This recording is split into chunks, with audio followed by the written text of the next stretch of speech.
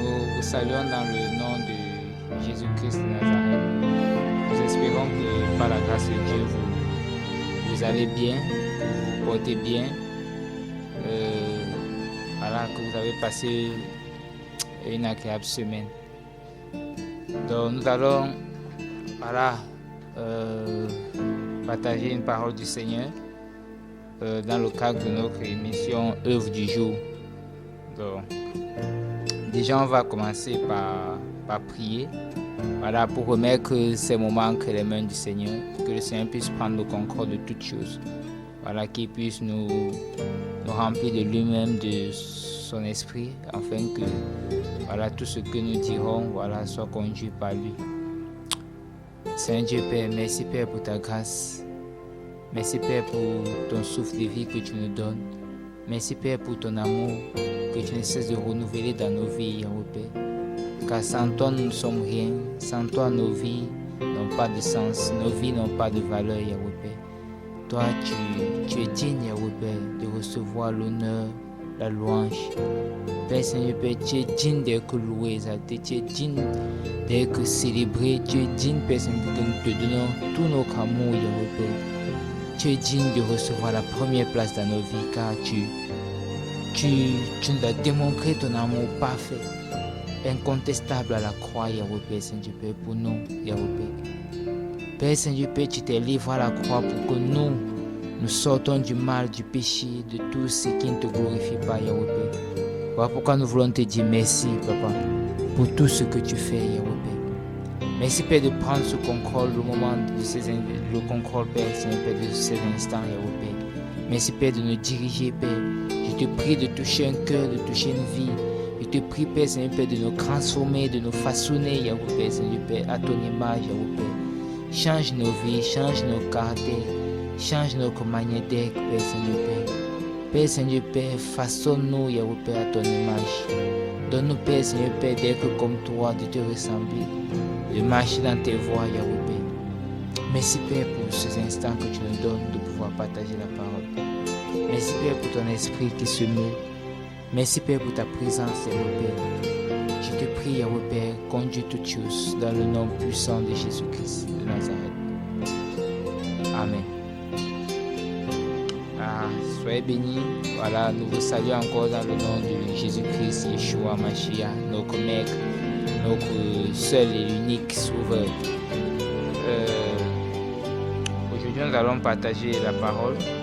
Déjà, je tiens à notifier que vous pouvez, si vous voulez intervenir à l'émission, soit appeler, soit envoyer un SMS.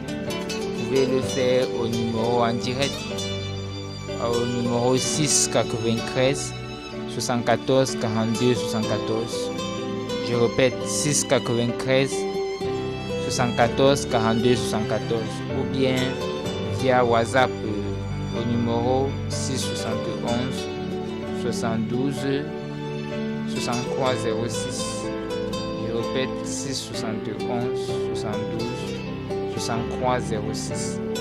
Donc, si vous voulez nous joindre pour appeler, soit témoigner, soit dire aussi quelque chose par rapport au message qui sera donné, vous êtes libre,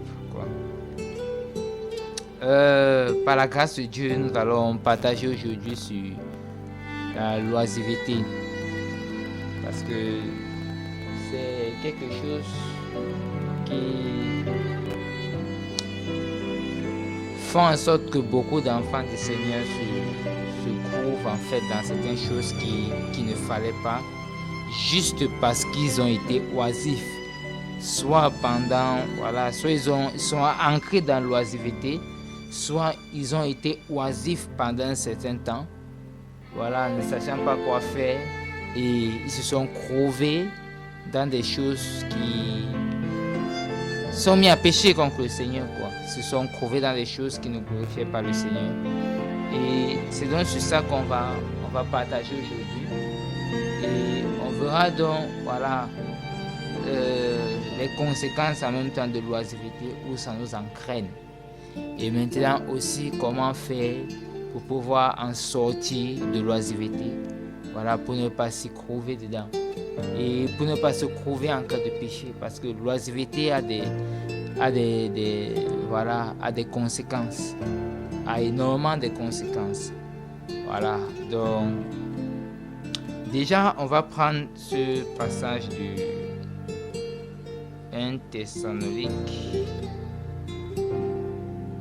2 Thessalonique, pardon.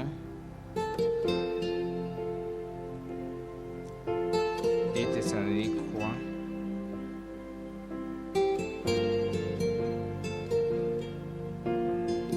Déjà, il faut savoir, il faudrait qu'on sache ceci.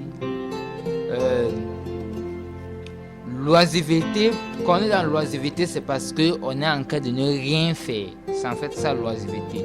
C'est quelqu'un qui ne fait rien, voilà, qui voilà, ne sait même pas quoi faire, voilà. Et en cas de tourner en rond, quoi. Donc la personne tourne en rond. Et l'une des choses qui entraînent dans l'oisiveté, c'est justement un problème de travail. C'est parce qu'il n'y a pas le travail. Je vais prendre le travail dans son sens global du terme, que ce soit travailler en même temps pour l'œuvre du Seigneur, que ce soit travailler en même temps pour subvenir à ses besoins, voilà, et soutenir aussi les autres, voilà, soutenir les veuves et les orphelins. Voilà, je prends le travail, en fait, faire quelque chose, quoi. Pouvoir que ce soit pour l'œuvre du Seigneur, que ce soit gagner de l'argent, voilà, normalement, voilà, dans l'intégrité. Donc, c'est en fait ça. Donc, le fait qu'on est dans l'oisiveté, c'est justement parce que on n'est pas en train de travailler. On n'est pas en train de faire quelque chose. Ouais. On n'est pas en train de papillonner ça et là, voilà, en faisant des choses, en se prouvant dans les choses qui déplaisent au Seigneur. Non, on est en train de travailler, soit dans ces deux aspects dont j'ai eu à énumérer. Soit travailler pour l'œuvre du Seigneur, c'est-à-dire que ce soit dans le soutien des orphelins, des veuves, voilà, et ainsi de suite, que ce soit de manière professionnelle. Et je crois qu'il y a quelque chose qui nous enseigne même de manière professionnelle. Généralement, on dit que le travail éloigne de nous plein de mots. Voilà, l'oisiveté justement est énumérée dedans. Voilà, des mots, les vices, ainsi de suite de la société et autres. Tout ça. Donc, parce que quelqu'un est en train de travailler, il sera épargné de ces choses. Voilà pourquoi, et d'abord, on va prendre une parole que Paul dit aux Thessaloniciens.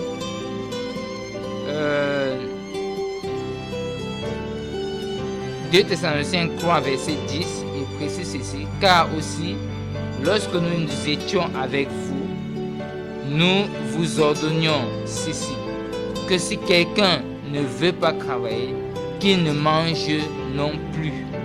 C'est Paul qui dit quelque chose de fort. Il précise que si quelqu'un ne veut pas travailler, qu'il ne mange non plus.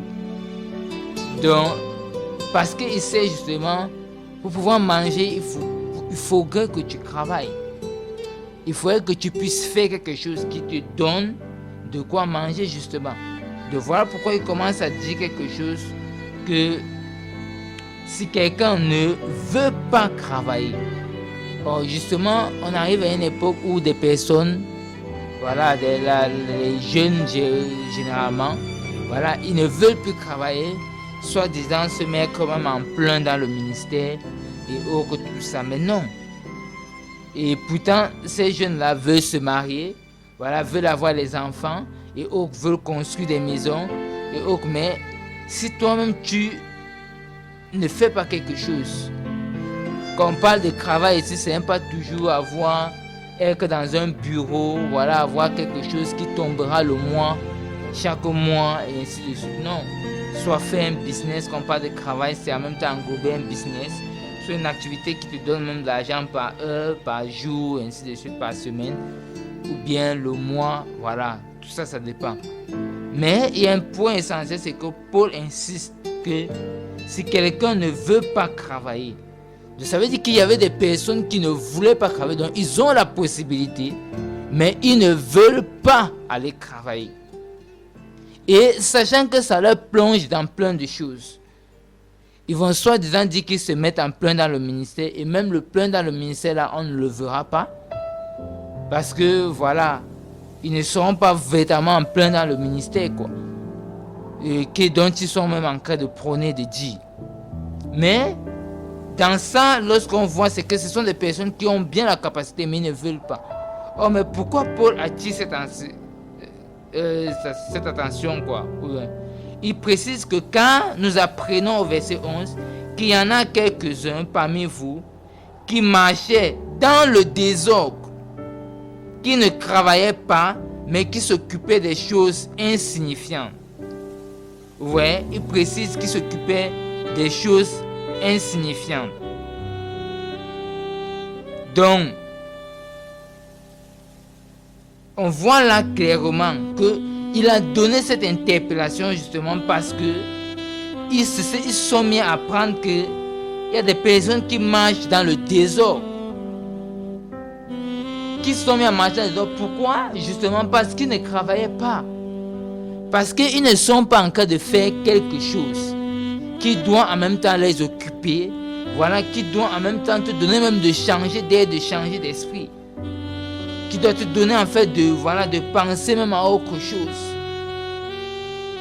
Voilà, vous allez me dire forcément que bon voilà, quand même, diamant des personnes quand ils plongent dans l'oisiveté, ils se trouvent en train de faire des choses qui déplaisent au Seigneur, qui tombent dans le désordre.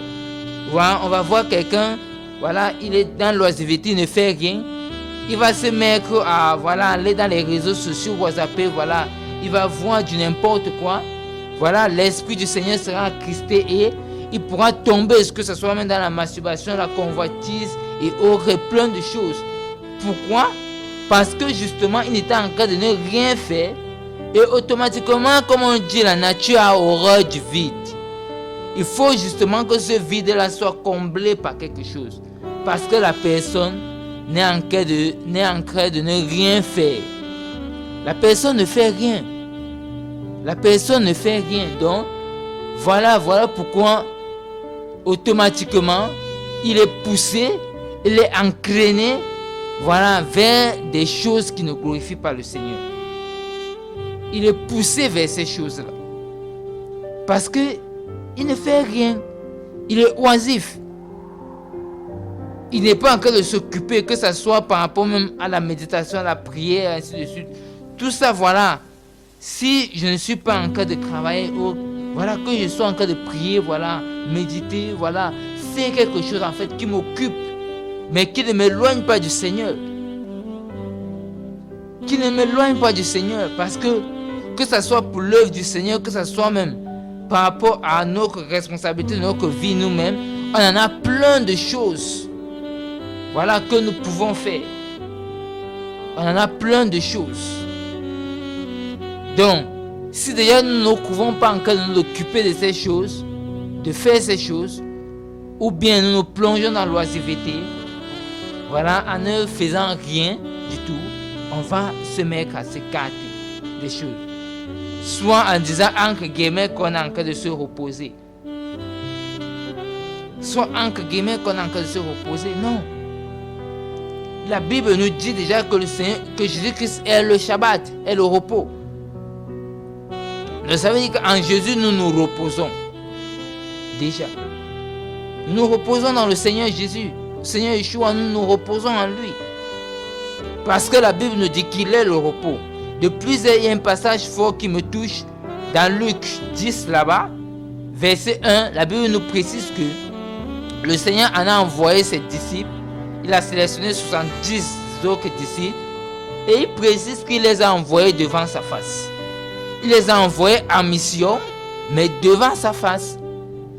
Ils étaient en mission, mais ils étaient devant la face du Seigneur. En cas de prier. C'est une attitude de repos. En cas de le louer, l'exalter, l'adorer. Donc, en gros, c'est le Seigneur lui-même qui fait. Donc, ça veut dire que leurs faces sont devant le Seigneur et c'est le dos qui regarde la mission. En gros, c'est le Seigneur qui fait la mission. C'est le Seigneur qui fait les actes. C'est le Seigneur qui gère tout ça. C'est le Seigneur qui s'en occupe. C'est le Seigneur qui s'en occupe. Donc, voilà pourquoi, nous ne pouvons pas, si nous restons oisifs sans rien faire, nous allons nous trouver dans plein de choses.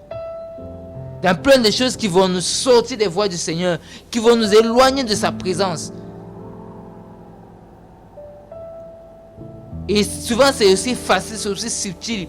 Quand on a rien de temps, paf, on se trouve dans des choses et nous-mêmes on est surpris que ça alors.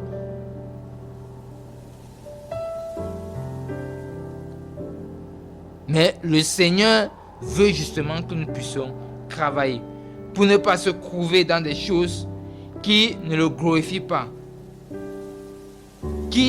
dont son cœur ne sera pas réjoui. Dont son cœur ne sera pas réjoui. Voilà pourquoi le Seigneur veut justement que nous sortons de l'oisiveté. Tu dois sortir de l'oisiveté, mon frère. Tu dois sortir de l'oisiveté, ma soeur. Et il précise au verset 12 que « Mais nous ordonnons à ceux qui sont tels et nous les exhortons par notre Seigneur Yeshua Mashiach à manger leur propre pain en travaillant avec tranquillité. »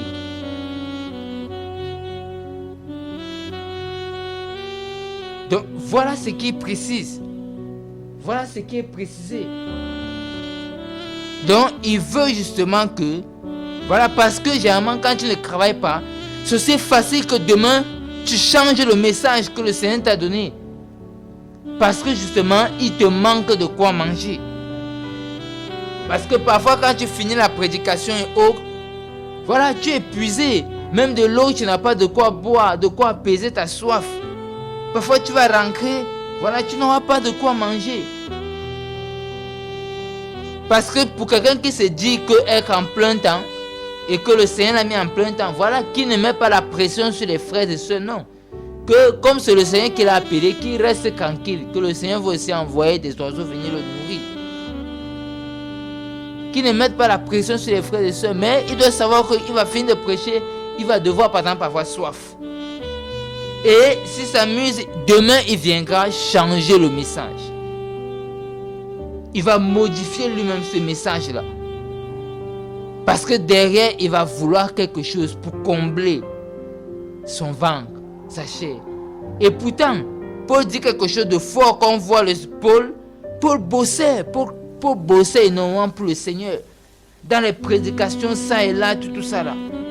Il prêchait l'évangile. Il prêchait énormément la parole du Seigneur. Qui peut dire ici qu'il a bossé énormément comme Paul? Qui peut, voilà, se comparer même? Qui peut arriver Paul à la cheville? Paul a énormément bossé. Mais c'est lui-même le premier qui dit ces choses, que celui qui ne travaille pas, ne mange pas aussi. C'est lui qui le dit. Que celui qui ne travaille pas, ne mange pas aussi.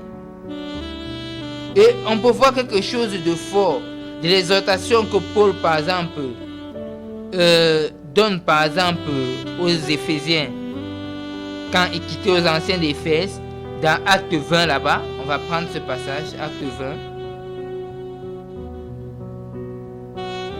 On va prendre ce passage dans Acte 20, bon, on va commencer à lire.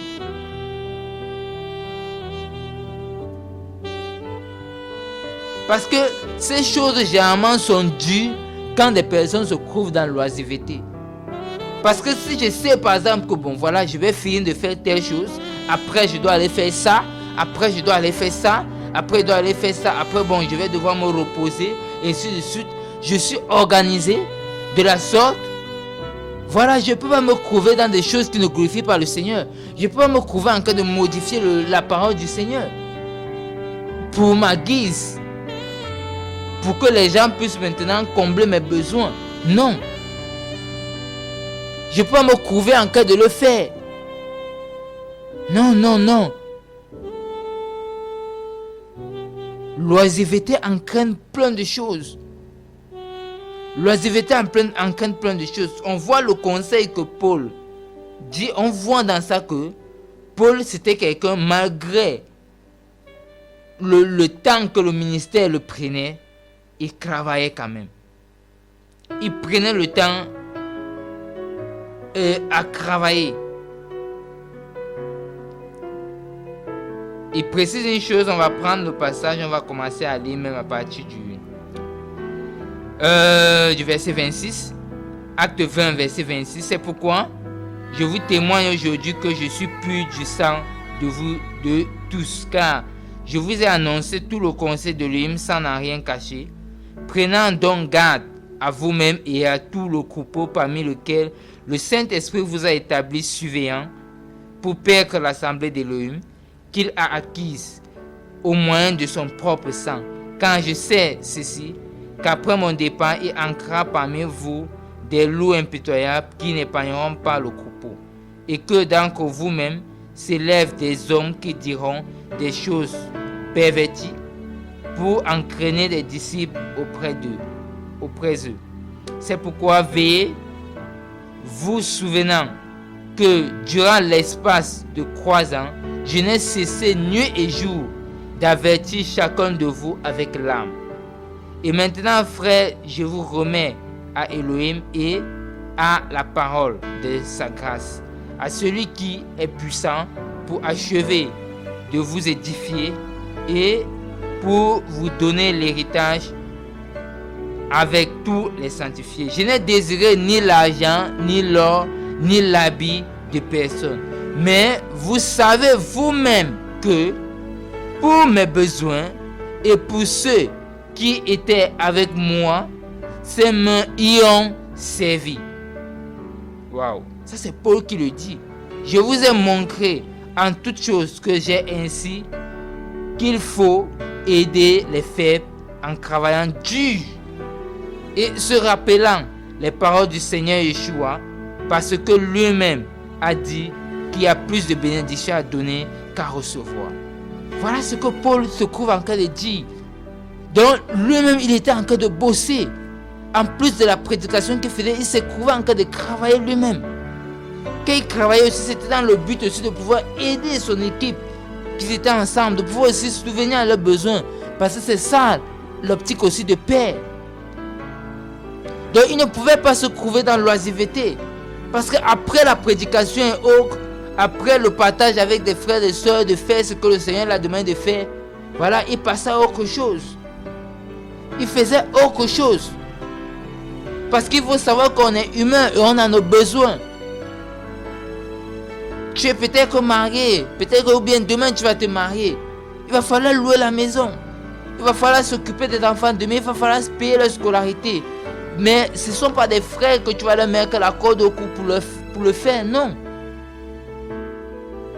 Non, pas du tout. Je savais que toi-même tu dois déjà réfléchir à ça. Parce que sinon tu vas finir, soi-disant la prédication, tu vas aller te coucher sur ton canapé à la maison et haut. Et c'est comme ça que pouf. Parce que te trouvant dans le manque, n'ayant pas de quoi combler tes besoins, tu vas soit te trouver en train de modifier le message même que tu prêches. Ce beau message de la sanctification que le Seigneur t'a donné, tu vas te trouver en train de le modifier. Pour pouvoir combler tes besoins. Oh, c'est pas ça. C'est pas ça le Seigneur. Le Seigneur ne veut pas ça. Le Seigneur ne veut pas ça. Le Seigneur veut justement que, même en tant que chrétiens, nous puissions comprendre, que nous puissions même multiplier ce qu'il nous donne. On voit déjà dans la pensée du Seigneur depuis Genèse, là-bas, jusqu'à ce que ce soit dans Genèse 6, ou bien dans Genèse 1 même, 2 même aussi, le Seigneur en a répété ça. Que allez et multipliez-vous et remplissez la terre. Donc ça veut dire que le Seigneur veut que nous puissions prospérer dans ce qu'il nous a donné. Il faut que nous puissions entreprendre, faire des choses. Puissions faire des choses pour lui. Il n'y a pas seulement que la prédication. Regardons comment aujourd'hui même pour trouver le travail c'est compliqué, c'est dur. Il faut les relations ça et là. Parfois on te demande plein de choses, de risques de te compromettre ainsi de suite. Mais aussi nous en tant qu'enfants du Seigneur, nous devons savoir aussi que Dieu nous donne des capacités et que nous devons avoir pouvoir créer des entreprises aussi. Pour pouvoir employer nos frères et sœurs et employer même aussi, voilà, que ce soit même des inconvertis pour pouvoir leur montrer la différence. Mais si nous sommes seulement assis sur notre pupitre, et donc nous ne pouvons pas être sur notre pupitre H24, non. Parce que quand les gens disent qu'ils sont en plein temps, est-ce que tu es sur ton pupitre H24? Non. Est-ce que tu es en train d'enseigner la parole H24? Non. Si vous êtes sérieux, si vous êtes vrai avec vous-même, vous voyez qu'il y a des moments où vous êtes assis chez vous et vous ne faites rien. Oh, tu dois pouvoir en ce moment t'occuper par quelque chose. Chercher une activité. Dieu nous a bénis avec des mains pour que nous puissions faire quelque chose.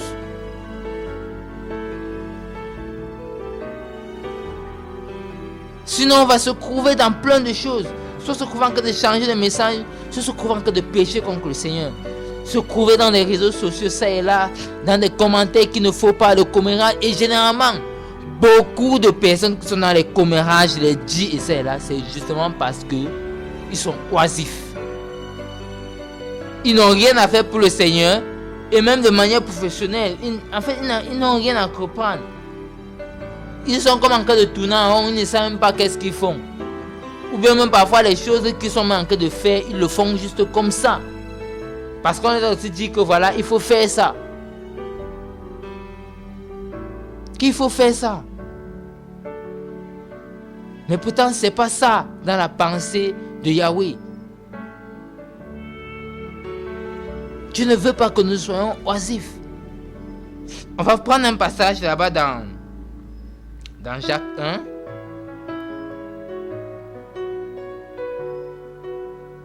Dans Jacques 1.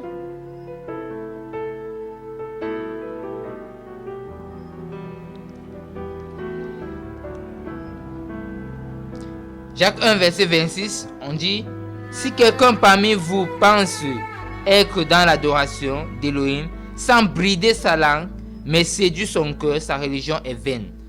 On parle de brider sa langue. Généralement, beaucoup de gens qui parlent beaucoup, c'est parce qu'ils n'ont rien à faire. Et comme on a dit au départ, la nature a horreur du vide. On ne doit pas se leurrer. La nature en a horreur du vide. Donc tu vas te trouver en train de te plonger dans quelque chose. La nature a horreur du vide. Tu vas te trouver en train de te plonger dans quelque chose. Automatiquement. En cas de papillonner ça et là, en cas de dire des choses, voilà, de la côté. Généralement, si on fait un essai, vous allez voir que généralement les mamans à la maison, ou bien les femmes qui restent à la maison et qui congossent beaucoup, c'est parce qu'ils n'ont rien à faire. Elle va se trouver en train d'aller chez la voisine, aller chez le voisin, congosser, dire des choses, parler des choses, commenter sur X, commenter sur Y et O, parce qu'elle n'a rien à faire. Mais pourtant, elle a ses mains. Elle peut même apprendre la couture, apprendre les cresses, ouvrir un salon, faire des choses. Et qui vont l'occuper l'esprit. Parce qu'à ce moment, elle pensera à autre chose. Elle ne veut pas se mettre à faire le commérage, bavarder ça et là, non. Son esprit sera occupé à faire autre chose. Son esprit sera occupé à faire autre chose. Son esprit sera occupé à faire autre chose. Mais beaucoup, voilà, l'oisiveté les entraîne. Ils ne font rien. Et parfois aussi, beaucoup de personnes plongent dans l'oisiveté, on le verra aussi. Voilà, à cause de, je dirais même la désobéissance. Parce qu'ils ne se trouvent pas à leur poste où le Seigneur les attend. Dieu voudrait que tu te mets à prier, tu vas te trouver en train de faire autre chose, tu es oisif. C'est l'heure d'aller au travail, tu ne pars pas au travail. Et ce que tu vas te trouver en train de faire, généralement, c'est ça qui va t'éloigner des voies du Seigneur. Tu étais censé être en train de prier. Pardon. Tu étais censé être en train de prier. Ou bien tu devais prier à telle heure. Tu devais méditer la parole à telle heure. Non, tu te trouves en train de faire autre chose. Et voilà, tu sors des voies du Seigneur. Tu te trouves en train de sortir totalement des voies du Seigneur. Tu te trouves encore éloigné. Oh, c'est pas ça. Parce que justement, on se trouve oisif. Parce qu'on se trouve oisif. Parce qu'on se trouve oisif. Oh, le Seigneur nous en donne plein de choses pour pouvoir, voilà, que ce soit le cling, pour que ce soit, voilà, marcher dans ses voies, pour demeurer dans ses voies, pour ne pas être oisif. Parce que le Seigneur ne veut pas l'oisiveté pour ses enfants. Même le Seigneur lui-même n'a pas été oisif. Voilà, il avait toujours plein de choses. Il pouvait dire à ses parents que ne savez-vous pas que je dois m'occuper des affaires de mon père? Donc il avait des affaires à faire, à régler. Il avait des responsabilités à prendre. Il avait des responsabilités à prendre. On se trouve aussi dans l'oisiveté parce qu'on ne prend pas certaines responsabilités que le Seigneur nous donne. On ne les assume pas. Soit on les fuit, on s'écarte, on s'éloigne. Et on se trouve dans des choses qui ne glorifient pas le Seigneur. On se trouve dans les choses qui nous sortent des voies du Seigneur. On se trouve dans les choses, voilà, dont on va se trouver même en cas de se compromettre. Parce que le Seigneur ne t'attendait pas là-bas. Parce que le Seigneur ne m'attendait pas là-bas. Il faudrait que je le sache. Je suis non plus encore essayé de dire, de se lancer dans l'activiste. Non. Quelque part de l'activiste, c'est dans le camp que, voilà, spirituel, voilà. De ce mec a dit, voilà, je vais faire les choses pour le Seigneur alors que le Seigneur n'est pas là-dedans. Pour soi disant que je vais m'occuper, pas être dans l'oisiveté. Non. On doit se laisser conduire par le Seigneur et on verra qu'il y aura tellement de choses à faire. On ne sera pas dans l'activisme, mais on fera des choses dans le Seigneur où le Seigneur nous attend. Parce que si le Seigneur t'a touché, si le Seigneur t'a créé même, c'est pour faire quelque chose au travers de toi. Tu dois le savoir, toi qui m'écoutes. Si le Seigneur t'a touché, c'est pour faire quelque chose au travers de toi. Chacun a une pierre à porter.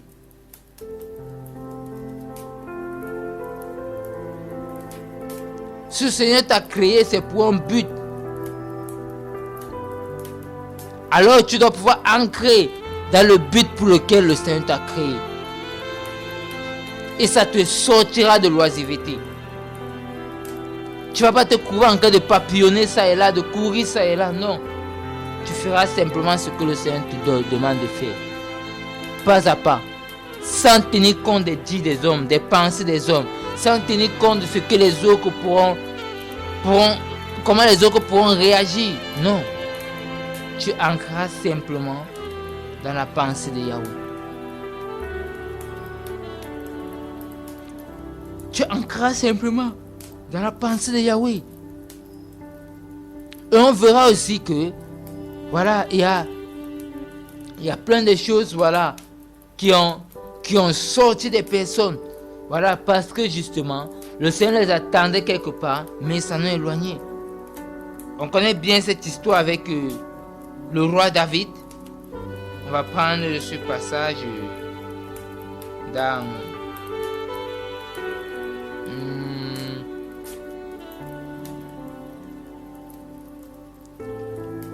on va voir dans 2 Samuel 11. 2 Samuel 11, on pourra lire le verset 1 et 2. On dit, il arriva au retour de l'année du temps où sortent les rois. Voilà ce qu'on précise bien. J'aime bien la parole avec les précisions qu'elle donne. On précise bien quelque chose, qu'il arriva au retour de l'année, au temps où sortent les rois, dont les rois ne devaient pas rester. Où sortent les rois, que David envoyait Joab. Donc, la période où lui devait sortir, c'est à ce moment qu'il envoie plutôt une autre personne. Avec ses serviteurs et tout Israël pour détruire les fils d'Amon et assiéger Rabba, mais David resta à Jérusalem. Voilà déjà la désobéissance, la grosse erreur que David avait fait. Il ne s'est pas trouvé là où le Seigneur l'attendait. C'était sa période, c'était son temps de sortir, de passer à autre chose. Comme on sait que le Seigneur c'est un Dieu du temps, c'est un Dieu du temps. Donc il y a un temps pour toutes choses, comme nous le dit Ecclésiaste. Il y a un temps pour faire X choses, il y a un temps pour basculer à X choses, à Y choses, ainsi de suite. Si on est saisi par ce temps-là, on va se trouver dans l'oisiveté. Automatiquement, on n'aura plus rien à faire. Et c'est dans ça que David est tombé. La période où il devait aller en mission, voilà, c'était la période où les rois devaient sortir. Donc, le moment était propice pour lui, pour eux les rois. Parce qu'il y a des personnes aussi qui sortent à tout bout de champ. Quand ce n'est pas propice, ils reçoivent des coups qu'il ne fallait pas. Ils ne seront même pas efficaces. Parce qu'ils ne sont pas sortis au moment où il fallait. Ils ne sont pas sortis au moment où il fallait. Oh, le Seigneur dispose de toutes choses. Le Seigneur, c'est un Dieu du temps.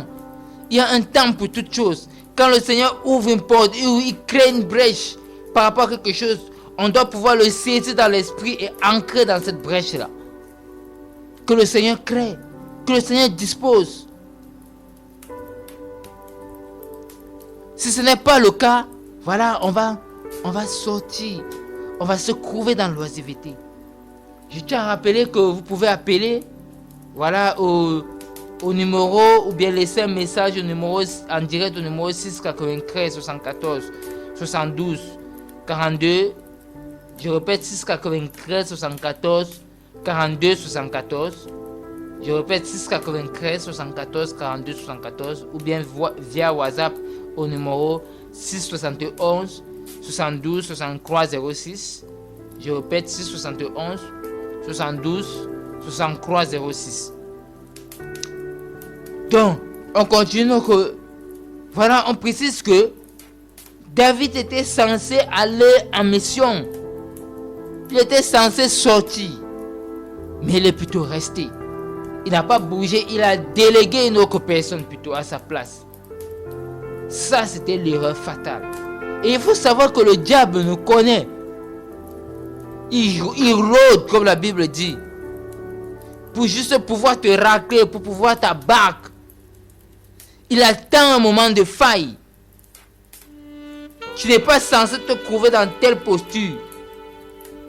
Tout le monde est dans l'oisiveté. Parfois, on va se trouver en train de bavarder avec n'importe qui, dit des choses. Voilà, parce que, voilà, il faut, voilà, ainsi de suite. On manque quoi faire. Tu vas te trouver dans des causeries qu'il ne faut pas, même dans des discussions qu'il ne faut pas. Après, tu vas te sentir alourdi et tu ne vas pas pouvoir prier. Ou bien tu vas papillonner ça et là sur YouTube. Chercher, voir X, voir Y choses après même prier, c'est problématique. Partager la parole, c'est problématique.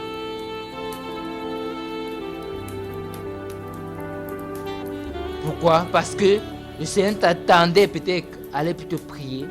Voilà, aller faire autre chose. Tu ne l'as pas fait, tu ne l'as pas saisi. Tu n'es pas ancré, voilà, dans cette vague-là. Tu es resté. Comme par exemple des personnes qui peuvent être oisifs aussi en restant dans le passé. Ils sont censés prendre une autre direction, mais ils sont toujours dans leur passé. Et ça leur plonge dans l'oisiveté, ils tournent en rond. Ils ne savent même pas quoi faire. Leur vie est en train de descendre. Voilà, d'aller dans le Sheol. D'aller dans l'enfer. Parce que, voilà, ils ne saisissent pas le temps du Seigneur. Pour ancrer, voilà, et sortir justement de l'oisiveté. Parce que l'oisiveté nous guette, nous tous, on doit le savoir. L'oisiveté nous guette, nous tous. Et dans ce moment où nous ne foutons rien, nous ne faisons rien, c'est là où les dards enflammés de l'ennemi allaient.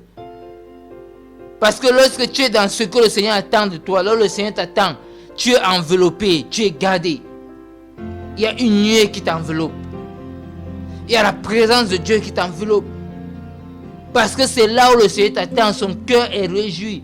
Parce que tu l'as obéi, tu te couvres là où il voudrait que tu sois. Tu es préservé, tu es gardé. Les dents enflammées de l'ennemi ricochent.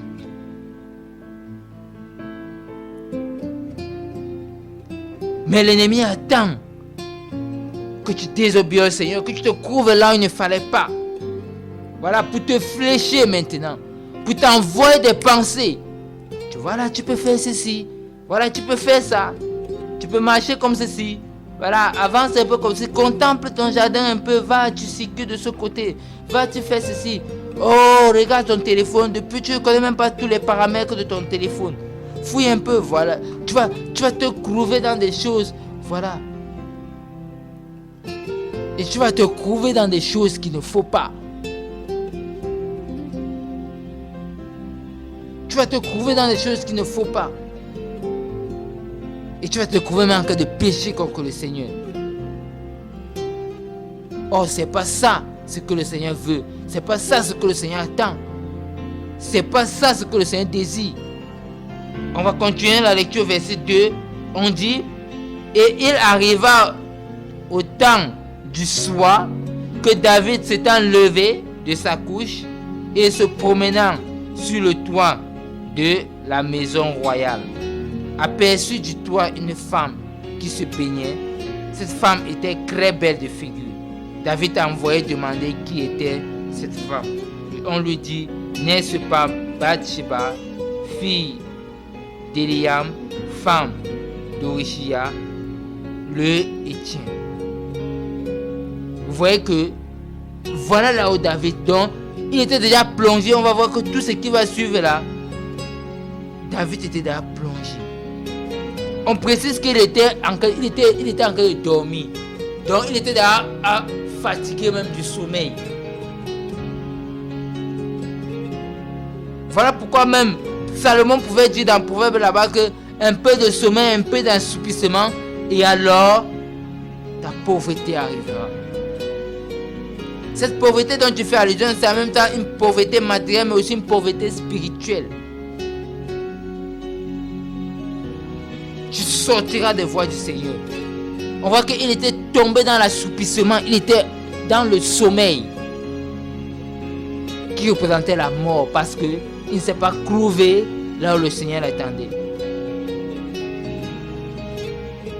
Il s'est mis, il est tombé dans le sommeil. Et quand il se relève du sommeil, on voit qu'il se dirige directement vers la convoitise.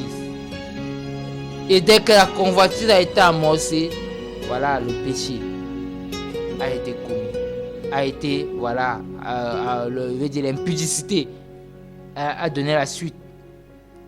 On voit que derrière un péché se cache aussi plein d'autres péchés.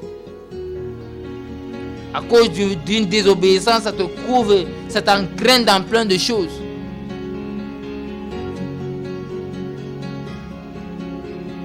Tout ça parce que David s'est couvert en train de ne rien faire. Voilà pourquoi j'ai dit au départ que l'oisiveté guette tout le monde. Tu peux à un moment donné te couvrir en train de ne rien faire. Et paf, l'ennemi te visera. On voit que ici David s'est couvert à un moment donné en train de ne rien faire. Il a voulu se donner un repos à lui-même. Il a voulu se donner un repos à lui-même. Tu peux vouloir te donner un repos à toi-même, pourtant ce n'est pas le moment de te reposer. Et tu te couvres dans des choses que Dieu n'agrée pas. Parce que le Seigneur t'attend à tel endroit. Parce que le Seigneur t'attend à tel endroit. Parce que le Seigneur t'attend à tel endroit.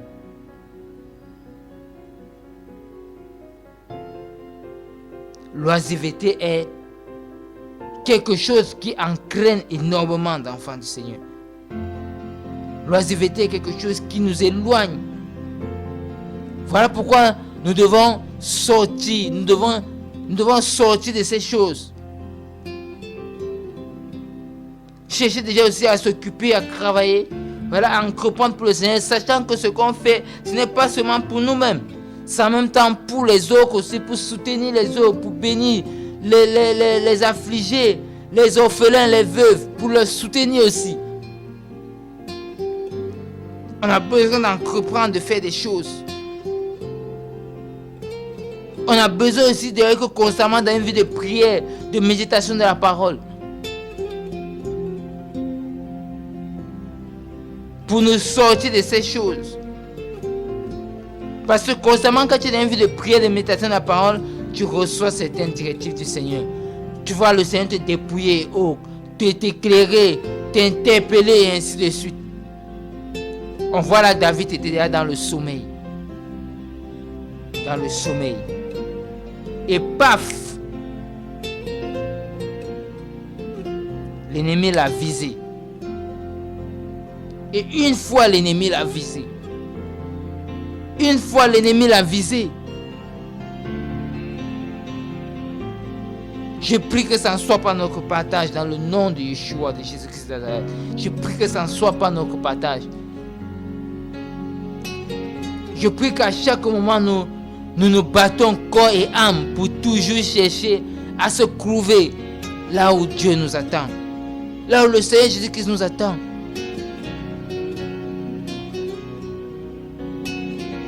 De faire sa volonté que sa volonté. Ce Seigneur voudrait que nous soyons, voilà, nous prenons un temps de prière. Nous sommes dans sa présence. Que véritablement nous nous trouvons dans sa présence. Parce que dans cette présence-là, nous sommes éloignés de beaucoup de choses. Nous sommes éloignés de plein de choses. Nous sommes éloignés de plein de choses.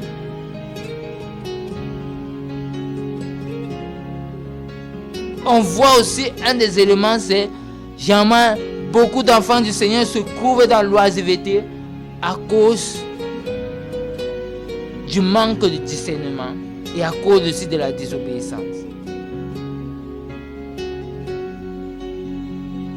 Quelqu'un peut manquer de discernement du temps en fait du Seigneur pour passer peut-être de telle chose à telle chose. Peut-être pour savoir que c'est le moment d'ancrer dans cette chose-ci. Que le Seigneur avait planifié pour lui. Peut-être d'entreprendre tel projet. Peut-être c'est le temps. Mais la personne ne saisit pas.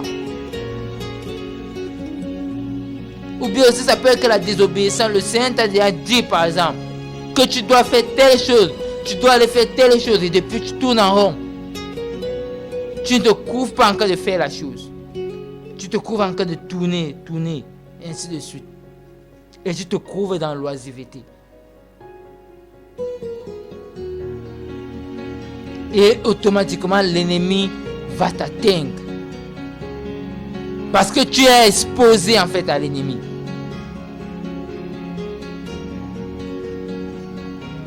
Tu es exposé à l'ennemi. Tu es exposé à l'ennemi. Tu commences déjà à faire les choses par toi-même. Tu es exposé à l'ennemi. C'est pas ce que le Seigneur lui il attend de toi. C'est pas ce que le Seigneur attend de moi. Non. Voilà pourquoi nous devons, premièrement, être enracinés dans le Seigneur. L'un des éléments qui crée l'oisiveté, c'est parce que on manque d'intimité avec le Seigneur.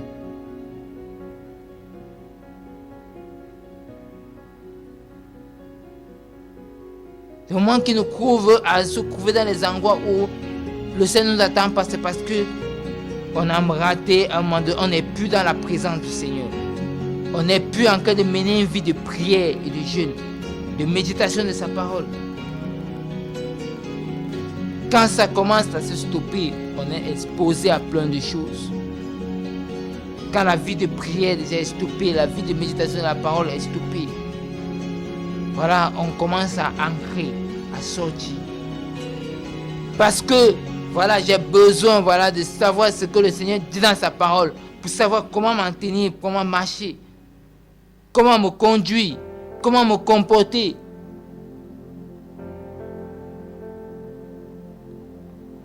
On a vu dans la parole que même le grand Paul, voilà, n'était pas oisif. Il s'attelait à faire des choses toujours pour le Seigneur, que ce soit même pour lui-même et pour ceux qui étaient autour de lui. Il ne cessait de faire des choses, voilà. Ça, c'est un modèle à suivre. Il ne cessait de faire des choses, d'entreprendre ça et là. D'entreprendre ça et là. Il ne cessait de faire des choses. Il ne cessait de faire des choses.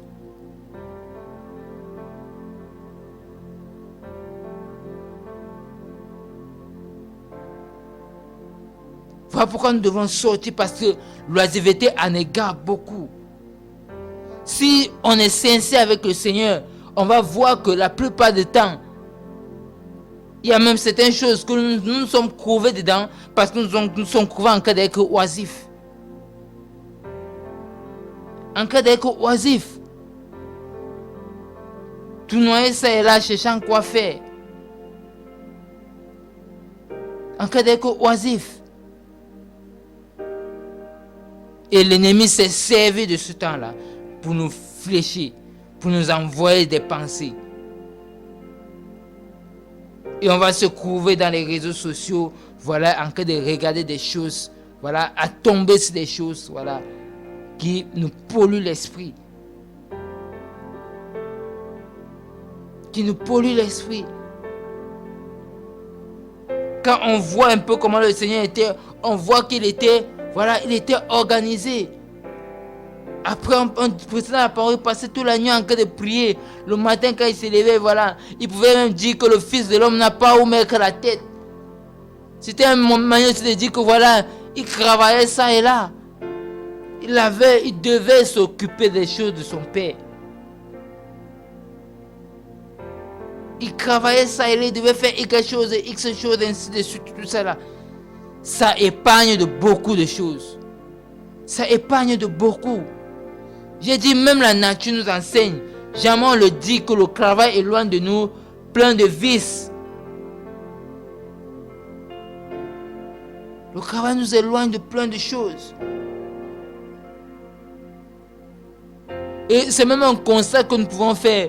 Les mamans qui restent beaucoup, bien les femmes qui restent beaucoup à la maison et qui ne font rien. Ils ont une grosse bouche.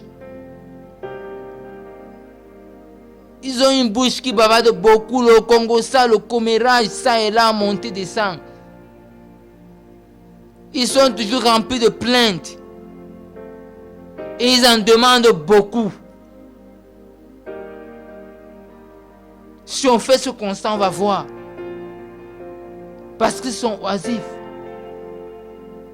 Parce qu'elle ne sait pas quoi faire. Si elle est occupée à faire quelque chose, voilà, sa tête va réfléchir à autre chose. L'énergie qu'elle était censée dépenser pour, voilà, se trouver dans Y et X choses, non. Elle va la magasiner, pardon, pour, voilà, l'exercer cette énergie-là dans ce que le Seigneur attendait d'elle.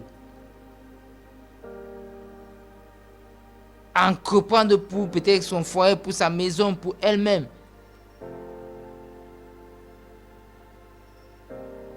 Vous voyez qu'on voit ça, c'est dans ça en fait que nous entraînent. Nous entraînent. C'est dans ça que nous entraîne l'oisiveté. L'oisiveté, c'est le fait, comme j'ai dit, de ne rien faire, d'être là, de tourner en rond. De tourner en rond. Or, le Seigneur ne veut pas que tu tournes en rond parce que lui-même il était un entrepreneur. La Bible nous dit que même il aidait son père à la charpentier. Il était charpentier. Il connaissait mouler le bois. Toi, en part la prédication, qu'est-ce que tu sais faire aussi? Toi qui dis que le Seigneur t'appelle à temps plein, à part la prédication, qu'est-ce que tu sais faire aussi? C'est pas le micro que tu vas léguer à tes enfants. Non.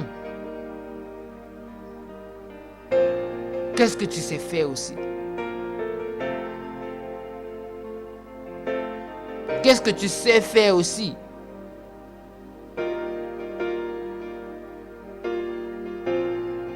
Oui, la parole est là, ça a sa place. Oui, nous devons prêcher l'évangile. Mais après, comme Paul. Parce que même l'œuvre du Seigneur a besoin des finances. Toi aussi, tu dois mettre la main à la pâte. Parce que Paul lui-même mettait la main à la pâte au ministère, à l'œuvre que le Seigneur l'avait confiée. Il sortait rien de sa poche qu'il avait travaillé. C'est ça aussi. C'est pas parce que tu as une vision les autres qu'eux doivent l'accomplir. Non. Sinon, toi, tu vas récupérer cet argent-là et manger. C'est juste une question de temps. Parce qu'à un moment donné, tu vas te trouver oisif. Comme j'ai dit, tu ne peux pas prêcher H24. C'est impossible. Ou bien tu ne peux pas te trouver en train d'encourager les gens H24. C'est impossible. Tu vas vouloir penser à toi. Tu vas vouloir rester seul dans ton coin. Au plus, tu auras le chez toi. Et ainsi de suite. Et les jours, on ne va pas venir te rendre visite. Mais les jours qu'on ne vient pas te rendre visite. Ou bien que tu ne partages pas la parole. Ou bien tu n'es pas en train d'exhorter, d'encourager. Voilà, de faire le ministère si tu veux. Quelque part. Qu'est-ce que tu fais?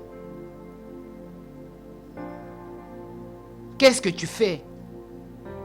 Sinon, tu risques de changer le message que le Seigneur te donne aussi. Parce que tu ne fais rien. Or, le Seigneur ne veut pas justement que toi, tu sois oisif.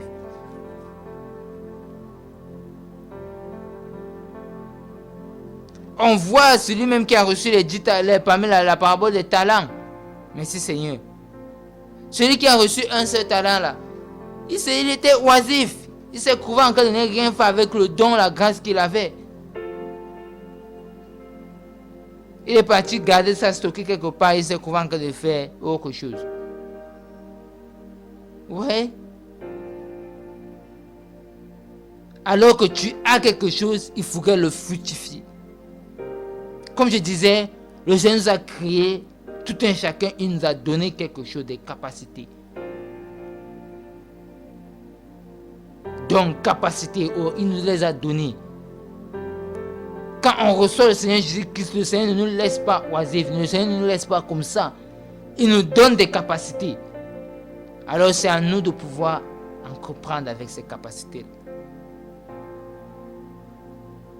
Tout en nous laissant conduire par le Seigneur. C'est pouvoir entreprendre avec ces capacités-là. C'est pouvoir faire quelque chose pour lui. Faire quelque chose pour le Seigneur. Où est-ce que le Seigneur nous attend? Où est-ce que nous n'allons pas sortir des voies du Seigneur?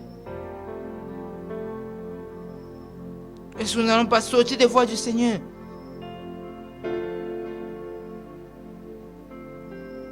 Il faut justement que nous puissions être en train de travailler. Que ce soit travailler pour l'œuvre du Seigneur. Que ce soit travailler pour subvenir à nos besoins, voilà, et ainsi de suite. Mais nous ne devons pas être oisifs. Parce que l'oisiveté nous entraînera dans des choses terribles. Dans des choses que nous allons nous-mêmes regretter. Et ça peut nous sortir des voies du Seigneur. Totalement. Ça peut totalement nous sortir des voies du Seigneur. Ça peut totalement, je dis bien, nous sortir des voies du Seigneur. Or, ce n'est pas ça dans la pensée de Yahweh. Ce n'est pas ça dans la pensée d'Élohim. Parce que lui-même, c'est un Dieu qui travaille. Il est toujours en train de faire quelque chose. Mais la parole nous dit qu'il est en train de préparer nos demeures dans le ciel. Et quand ça sera fini, voilà, nous allons être enlevés. Nous voyons que c'est quelqu'un, même notre Père est en train de travailler. Donc, c'est un modèle pour nous. C'est un modèle pour nous. Il est en train de travailler, il est toujours en action. Il est toujours en action.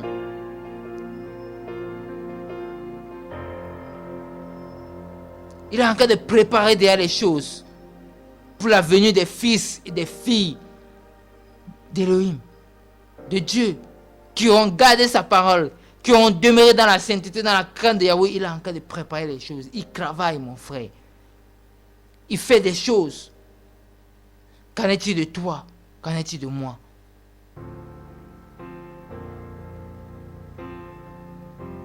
Est-ce que tu te plonges dans la satisfaction? Dans ce que tes parents ont eu? Et que tu es en train de consommer ça? Parce qu'un consommateur aussi, c'est quelqu'un de oisif. Parce que celui qui avait ce talent-là, il a voulu être consommateur. Il n'a pas voulu être producteur. Or, pour dire quelque chose de fort dans Acte 20 là-bas, c'est qu'il y a plus de bonheur à donner qu'à recevoir.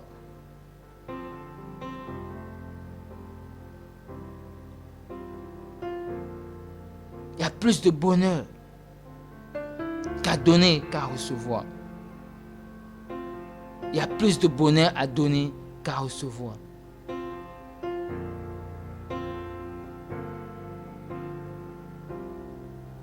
Voilà pourquoi, le Seigneur, voudrait que nous puissions sortir de l'oisiveté. Nous puissions être comme lui, être comme le Père, être comme Yeshua. Voyant Yeshua, son parcours sur la terre, même ne serait-ce que ses 3 ans et demi de ministère, on a vu qu'il était en action. Même avec ses disciples, il était en action. Il était en action. Quand il fallait qu'il œuvre, quand il fallait qu'il fasse les choses de son Père.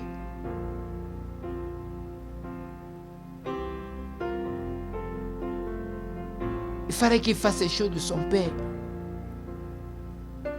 Il fallait qu'il fasse les choses de son Père. Nous devons prier vraiment que le Seigneur nous donne, cette pensée d'entreprendre aussi, de pouvoir sortir de l'oisiveté vraiment. De pouvoir ancrer dans ce dont le Seigneur nous attend. De pouvoir se trouver en cas de faire ce dont le Seigneur attend de nous. De ne pas se trouver dans les réseaux sociaux et autres, dans des choses qui ne le glorifient pas. Parce que justement nous avons été oisifs. Parce que nous avons cherché quoi faire. Non.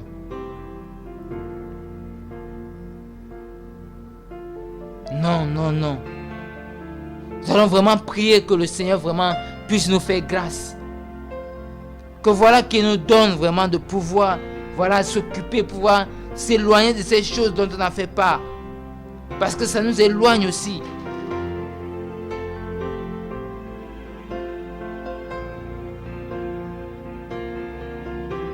De pouvoir sortir de cette oisiveté-là. De se trouver que dans la prière, dans la méditation de la parole, à faire des choses, à travailler, et ainsi de suite. Ces choses nous éloignent du Seigneur. Ces choses nous éloignent en fait des maux de ce monde. Nous éloignent du péché. Nous éloignent du péché. Ouais, que certaines personnes se sont trouvées généralement en train même de recevoir des mauvais conseils parce qu'ils s'est trouvé là où il ne fallait pas.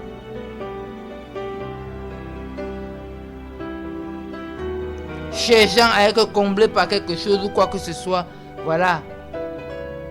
Et pourtant, s'il partait dans la prière, le Seigneur devait le combler. Sortons de l'oisiveté. Sortons de l'oisiveté. Sortons de l'oisiveté. Et nous allons pouvoir tenir notre langue en bride. Nous allons pouvoir être épargnés de plein de choses. Nous allons pouvoir être épargnés de plein de choses. Vraiment, nous allons prier vraiment que le Seigneur puisse nous faire grâce. Que nous puissions sortir de ces choses. Et pour pouvoir, être dans ses voies. Dans le nom de Yeshua. Oh Yahweh Père, nous voulons te remercier Père pour ce moment. Yahweh Père de partage. Te prions Père, sors-nous de l'oisiveté, sors-nous des choses Yahweh Père qui fragilisent notre vie de prière, qui fragilisent notre intimité avec toi, qui nous entraînent dans le péché, qui nous sortent de tes voies Yahweh Père. Yahweh Père, je t'en supplie Papa Père. Aide-nous, Yahweh Père, Saint-Dieu Père. Aide mon frère, ma soeur, Yahweh Père. Qui m'écoute, qui va m'écouter, Yahweh Père, Saint-Dieu Père. Je t'en supplie, Papa Père. Sors leur Père, Seigneur Père, de ces choses, Yahweh Père. de l'oisiveté, Père Saint-Dieu, Père. Je t'en supplie, Papa, remplis-nous de l'esprit d'entreprendre, Père, de pouvoir, Père, faire des choses pour toi, Yahweh, Père, avec les capacités que tu nous donnes.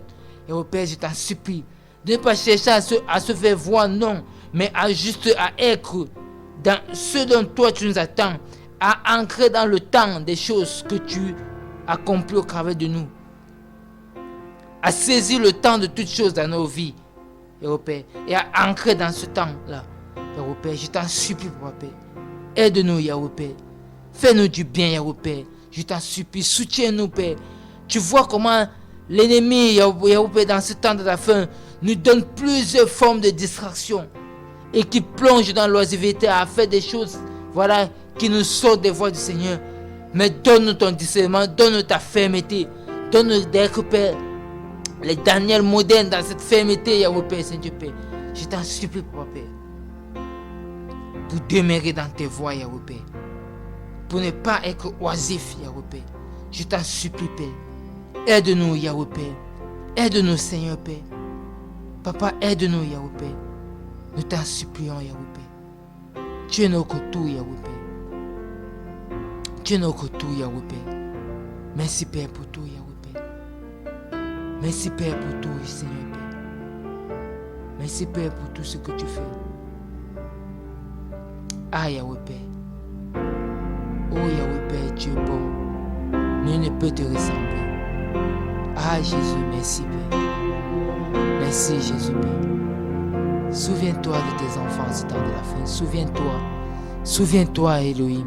Souviens-toi, Eloah. Yahweh, Père, garde-nous jusqu'à la fin.